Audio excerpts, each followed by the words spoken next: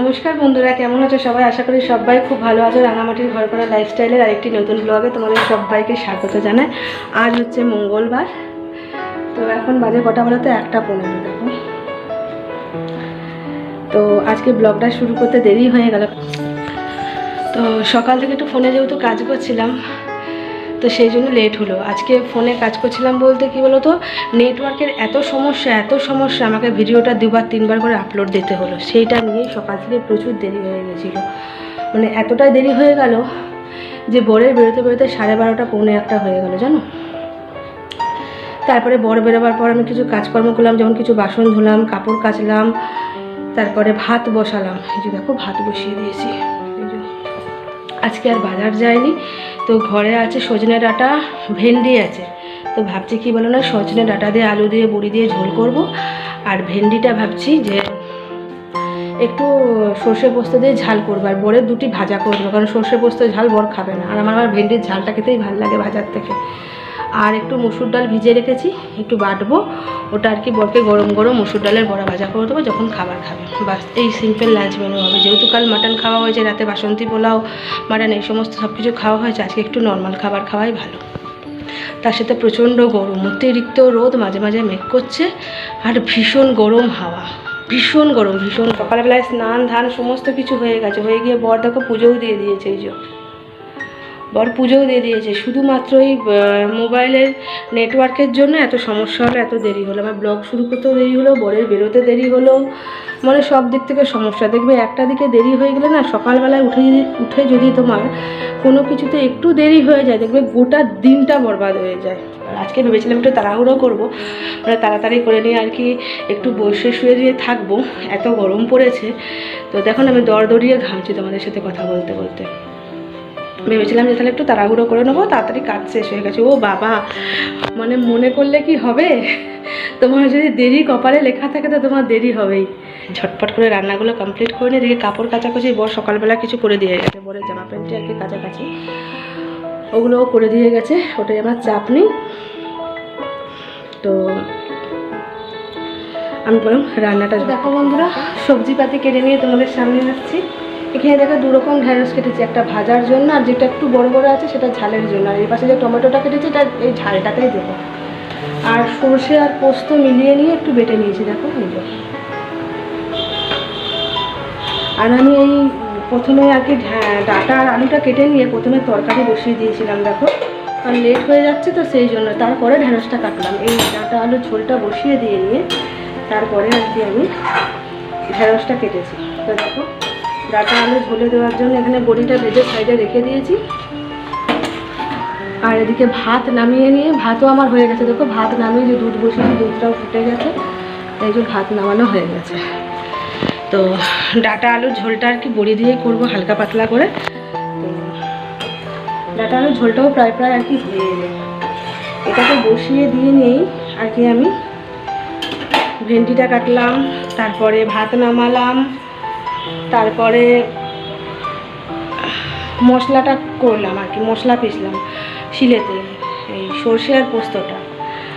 আর ডাঁটা আলুতে বড়িতে দেওয়ার জন্য আর কি আদা রসুন পেঁয়াজ টমেটো এগুলোর যা পেস্ট হয় সেগুলোও করে নিয়ে আর কি ডাঁটা আলুর তরকারিটা আমি ঝপাঝপ বসিয়ে দিয়েছিলাম, জানো তো। যে আলুগুলো আমার সেদ্ধ হয়ে গেছে।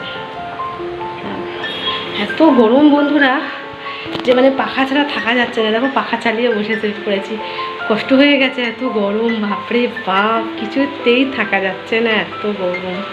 মানে এখনই যদি এই অবস্থা হয়, জানি না আর কিছুগুলো দিন পরে কি অবস্থা হবে। তো যাই হোক, আজকে একদম হালকা পাতলা মুসুর ডালটাও বেটে নিয়ে না রেখে দিয়েছি, কারণ যদি এখন এত তো গরম, আমাদের এদিকে খুব লোডশেডিং হয়। যদি এখন কোনো কারণে কারেন্ট চলে যায় তাহলে হলো মুসুর ডাল আমাকে তাহলে আবার শিলে বাটতে হবে।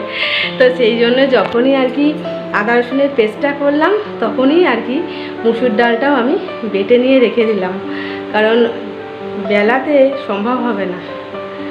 ডাঁটা আলুর ঝোলটা নামাই নেবে, ঢেঁড়সটা ভেজে ঢেঁড়সের ঝালটা করলেই মোটামুটি আমার রান্না কমপ্লিট। আর বাসন তো তোমাদের বললাম আগেই, আমি মানে যখন কাপড় কাচ্ছিলাম, কাপড় কাচা হয়ে যাওয়ার পর আর কি বাসনটা মেজে নিয়েছিলাম, যাতে পরে আমাকে আর কি হুটোপাটি করতে না। তো দেখো বন্ধুরা, ফাইনালি আমার রান্না শেষ হোক। এখন ভাজি হচ্ছে ডালের বড়াগুলো, কারণ চলে এসেছে আমার বর। তো রান্না বান্নাগুলো করে নিয়ে বাসন কোসন গ্যাস মুছে বাসন মাজতেই চলে এসছে বর, কারণ এখন বাজে 3:40। তো বর চলে এসেছে, তো ভাবলাম যে আর দেরি কেন, তাহলে বড়াগুলো ভেজেই নিই। তো সেই বড়াগুলো ভাজছি, দাঁড়াও বড়াগুলো আগে তুলে নিই। কে কে পছন্দ করো অবশ্যই কমেন্টে বলো। তো যাই হোক, এবার আমরা খাওয়া দাওয়া করবো। পেটেতে ছুঁচোই ডন মারছে, খুব খিদে পেয়েছে। তো যাই হোক, খাওয়া দাওয়া করবো। বড় দিকে রেডি হচ্ছে, ফ্রেশ হচ্ছে, আমি সেই ফাঁকে বড়াগুলো আর কি ভেজে নিলাম। ডাল আর বেটেই রেখেছিলাম, তোমাদের বললাম, শুধু পেঁয়াজটা কুচি করে নয় বড়াটা ভেজে নিলাম। তো চলো তোমাদের ব্যাক ক্যামেরায় একবার দেখিয়ে দিই যে আজকে কী রান্না করেছি। একবার তো তখন বলেইছি, কিন্তু তবুও একবার রান্নার শেষে তোমাদের একবার ফাইনালি দেখিয়ে দিই কী রান্না করেছি, কেমন? তো দেখো, প্রথমেই দেখাই ভাত, এই যে। তারপরে হচ্ছে বরের জন্য এই যে ভেন্ডি ভাজা, মানে ঢ্যাঁড়স ভাজা। আমার জন্য হচ্ছে ঢ্যাঁড়সের ঝাল, এটা সর্ষে পোস্ত দিয়ে করেছি, ঝালটা লাল লাল করে একটু। আর এটা হচ্ছে ডাঁটা দিয়ে, আলু দিয়ে, বড়ি দিয়ে হচ্ছে ঝোল। দেখো এক ফালি রোদ এসেও পড়েছে আমার তরকারির মধ্যে, ঝোলের মধ্যে। আর এখানে হয়েছে গরম গরম মসুর ডালের বড়া ভাজা পেঁয়াজ কুচি দিয়ে।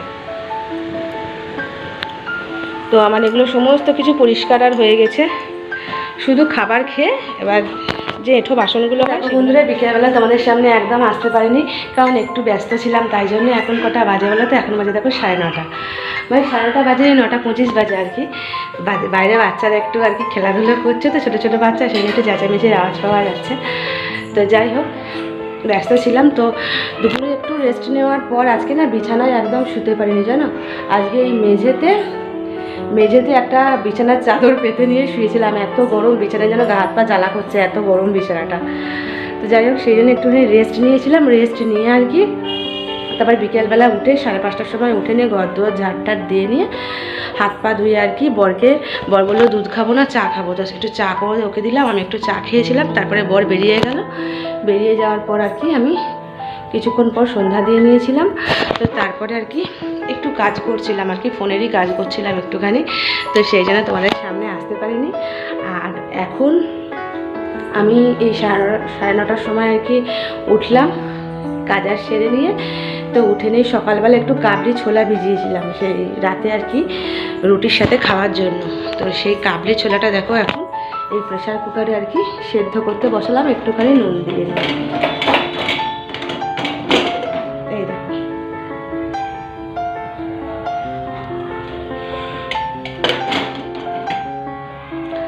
তো কাবলি ছোলাটা একটুখানি নুন দিয়ে আর কি সেদ্ধ করতে বসালাম। এটা সেদ্ধ হয়ে থাকলে তারপরে আর কি বর আসলে তখন করা যাবে, সেদ্ধ হয়ে থাকলে তাড়াতাড়ি হয়ে যাবে। তো আজকে বিকেলে রাতে আর কি ডিনারে হবে এই কাবলি ছোলা আর কি চানা মশলা, আর হবে রুটি। এটাই রাতে ডিনার হবে। আর বর আসলে একটুখানি বেরোতে হবে, কারণ একটা সর্ষের তেলের প্যাকেট কিনে আনতে হবে। সেই জন্য সকালবেলায় কিনে আনতাম, কিন্তু অতিরিক্ত বরের দেরি হয়ে গিয়েছিল, রাগ করছিল। তো সেই জন্য আমি আর সকালবেলা ওকে কিছু বলিনি। তো ভাবছি এখন আসবে, এখন আসার পরে আর কি যাবো। তারপরে এসে রুটি আর এই চানা মশলাটা করলেই আমাদের হয়ে যাবে রাতের বেলা ডিনার। তো চলো, এটা ততক্ষণ শেষ। তো দেখো বন্ধুরা, বাজে বলো তো এখন বাজে 11:30।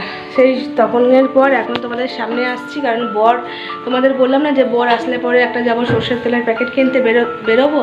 তো বেরিয়েছিলাম, কিন্তু সর্ষের তেলের প্যাকেট আর কিনতে পারিনি, কারণ বর অনেক দেরি করে এসেছে। তো যেখান থেকে সর্ষের তেলটা তুলি আর কি, সেটা বন্ধ হয়ে গেছে সেই মলটা। তো কিছু করার নেই, তো তখন কালকে তুলবো। তো দেখো, আসবার সময় একটা চানাচুর আর এই একটা বিস্কুট, এই দুটো কিনে নিয়ে এসেছি। আর নিয়ে এসেছি কালকে ঠাকুরের জন্য লাড্ডু, ওই যে দেখছো কালো প্যাকেটে রাখা আছে। এই যে কাল যেহেতু রামনবমী আর হনুমান ঝান্ডাটা আমাদের পুজো করাতে হবে, আগে তোমাদের বলেছি যে একটা হনুমান ঝান্ডা কিনে রেখে দিয়েছি।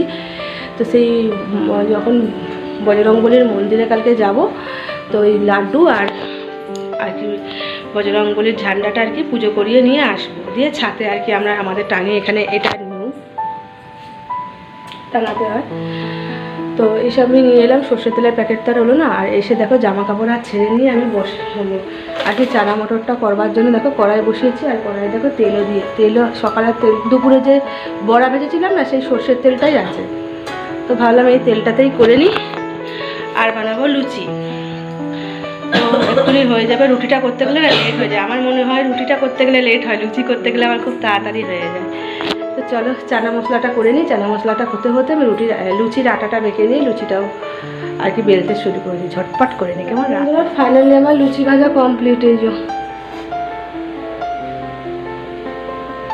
এই তো হয়েছে। আর এই গামলায় কালকের জন্য 2-4টে বানিয়ে রেখে দিলাম, তাহলে সকালবেলা না সুবিধা হয়। সকালে না অত হুটোপাটি করে আমি মানে খাবারটা বানাতে পারি না, খুব লেট হয়ে যায়। আর দেখো তোমাদের ব্যাক ক্যামেরায় দেখাচ্ছে আমার চানা মশলার মানে চানা মশলাটা। তো এই যে দেখো আমার চানা মশলাটা রেডি। তো কালারটা যেন লাল লাল হয়েছে, একটু বেশি করে টমেটো দিয়েছি আর লঙ্কা গুঁড়ি দিয়েছি একটুখানি ঝাল ঝাল করার জন্য, তাই একটু লাল লাল হয়েছে। আর তো লুচি আছেই, আর এদিকে বসিয়েছি দেখো চা। তো চলো চাটা ততক্ষণ হোক। তো এবার আমরাও খাওয়া দাওয়া করবো, অনেকটা রাত হয়ে গেছে। তো আজকে ভিডিওটা আর বড় করছি না, দেখা হবে নতুন একটা কোনো ব্লগ ভিডিওর সাথে। ভিডিও ভালো লাগলে অবশ্যই একটা লাইক কমেন্ট শেয়ার করো, আর আমার চ্যানেলটার পাশে থেকে চ্যানেলটাকে সাবস্ক্রাইব করে দিও। তো সবাই খুব ভালো থেকো, সুস্থ থেকো, নিজেদের খেয়াল রাখো। সবাইকে টাটা আর গুড নাইট।